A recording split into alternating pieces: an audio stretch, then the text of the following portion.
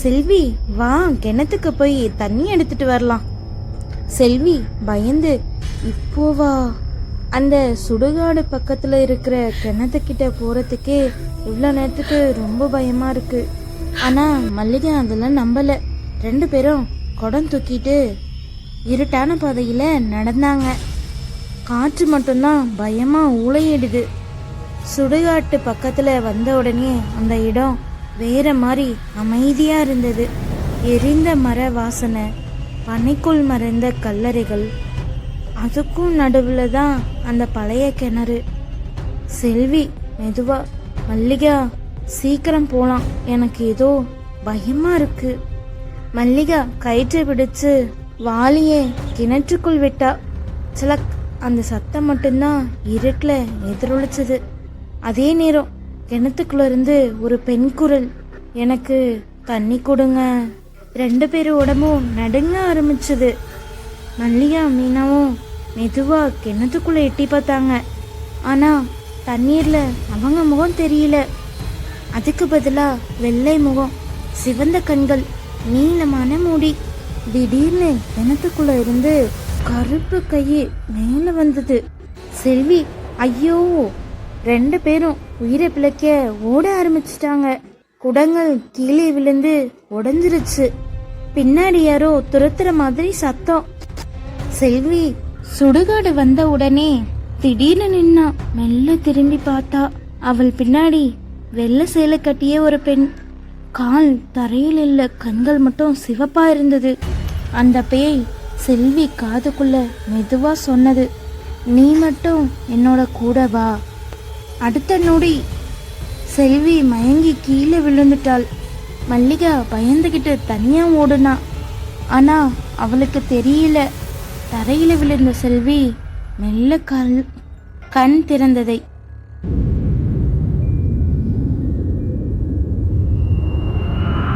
மல்லிகா உயிர் பிழைக்க ஊருக்குள்ள ஓடி வந்தாள். அவள் முகத்துல இருந்த பயத்தை பார்த்த உடனே ஊர்க்காரங்க எல்லாரும் அதிர்ச்சி ஆயிட்டாங்க. மல்லிகா அழுதுகிட்டே, செல்விய பேய் பிடிச்சிருக்கு, சுடுகாடு பக்கத்துல அவ விழுந்துட்டா. அவ பேசுறத கேட்டு ஊரே பயந்து போச்சு. சில ஆண்கள் தீப்பந்தத்தை எடுத்துக்கிட்டு அந்த சுடுகாடு பக்கம் கிளம்பினாங்க. காற்று இன்னும் கொடூரமா வீச ஆரம்பிச்சது. அங்க போய் பார்த்த உடனே செல்வி தனியா தரையில உட்காந்துட்டு இருந்தா. அவ தலை கீழே பார்த்த மாதிரி இருந்தது. ஒரு சத்தமும் இல்லாம அமைதியா இருந்தா. ஊர்க்காரன் ஒருத்தன் மெல்ல அவ தோள் மேல கை வச்சா. அடுத்த நொடி செல்வி திடீர்னு தலை தூக்குனா. அவ கண்கள் முழுக்க வெள்ளையா மறைந்தது. அதோட முடிஞ்சிடுதில்ல. செல்வி மெல்ல தரையில இருந்து மேல மிதக்க ஆரம்பிச்சா. அதை பார்த்தவுடன் எல்லாரும் பயந்து பின்னாடி போனாங்க. செல்வி கோபத்தோட கத்துனா, என்னை எதுக்கு தொட்ட? அந்த குரல் அவளோட குரலே இல்ல. அதே நேரம் செல்வி பின்னாடி ஒரு வெள்ளை உருவம் மெதுவா தெரிஞ்சது. சிவந்த கண்கள், நீளமான முடி. அந்த பேயை பார்த்த உடனே சில பேர் அங்கிருந்து ஓட ஆரம்பிச்சிட்டாங்க. அதுல சில பேர் ஊர்க்காரங்க சேர்ந்து செல்விய ஊர்க்காரங்க வீட்டுக்குள்ள கட்டி போட்டாங்க. ஆனா அவ அமைதியாவே இருக்கல. இருட்டான வீட்டுக்குள்ள செல்வி மெதுவா சிரிக்க ஆரம்பிச்சா. அந்த சிரிப்பு அங்க இருந்த எல்லாரையும் நடுங்க வைத்தது.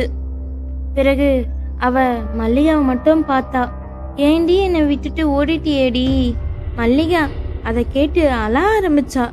அந்த நேரம் ஊர்ல இருந்த வயசான பாட்டி ஒருத்தர் சொன்னாங்க, இது சாதாரண ஆவி இல்ல, இதுக்கு எல்லையம்மன் தான் முடிவு கட்டணும். அதுக்கப்புறம் ஊர்க்காரங்க எல்லாரும் சேர்ந்து செல்வியை தூக்கிட்டு எல்லையம்மன் கோவிலுக்கு கிளம்பினாங்க. தீப்பந்த ஒளி மட்டும் இருட்டுல மின்னுச்சு.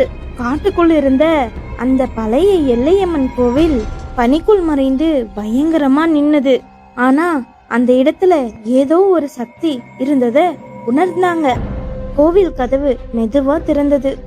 உள்ள இருந்து பூசாரி வெளியே வந்தாங்க. ஒரு கையில் திரிசூலம், மற்றொரு கையில திருநீர்.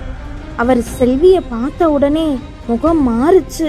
பூசாரி மெதுவா சொன்னார், இந்த ஆவி பல வருடத்திற்கு முன்னாடியே சாகணும். அதை கேட்ட உடனே செல்வி மெதுவா சிரிச்சா. கோவில் முழுக்க எதிரொலிச்சது.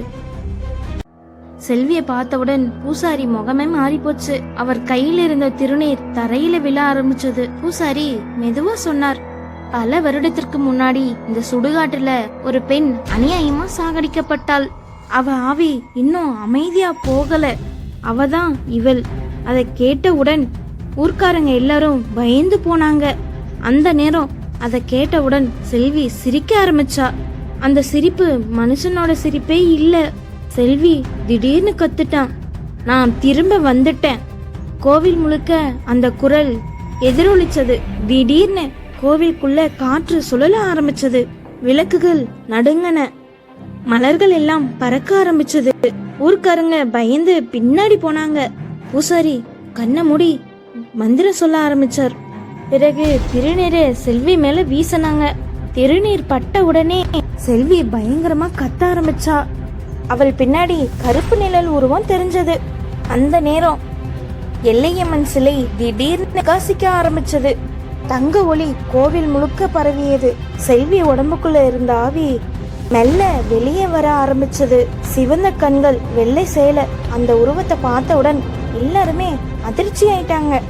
அடுத்த நொடி கோவில் முழுக்க நடுங்க ஆரம்பிச்சது. கற்கள் கீழே விழுந்தது. விளக்குகள் அணைய ஆரம்பிச்சது. ஆனா பூசாரி மட்டும் அசையல. எல்லையம்மன் சிலையிலிருந்து ஒரு சக்தி வாய்ந்த ஒளி. அந்த ஒளி நேரா பேய் மேல பாய்ந்தது. பேய எரிக்க ஆரம்பிச்சது. பேய் பயங்கரமா கத்துச்சு. அதோட உடம்பு மெல்ல கருப்பு புகையா மாற ஆரம்பிச்சது. சில நொடியிலேயே அந்த ஆவி மறைய ஆரம்பிச்சது. முழுக்க மறைஞ்சு போச்சு. கொஞ்ச நேரத்துக்கு பிறகு செல்வி கண்கள் சாதாரணமா இருந்தது. மல்லிகா ஓடி வந்து அவளை கட்டி பிடிச்சா. ஆனா பூசாரி முகத்துல இன்னும் பயம் இருந்தது. அவர் மெதுவா சொன்னாங்க, ஆவி போயிடுச்சு, ஆனா அதோட இருட்டு இன்னும் இந்த ஊர்ல இருக்கு. அதுக்கப்புறம் கோவிலை விட்டு எல்லாரும் வெளியே போனாங்க. கோவில் மீண்டும் அமைதியாச்சு. ஆனா இருட்டான மூலையில் 2 சிவந்த கண்கள் மெல்ல திறந்தது.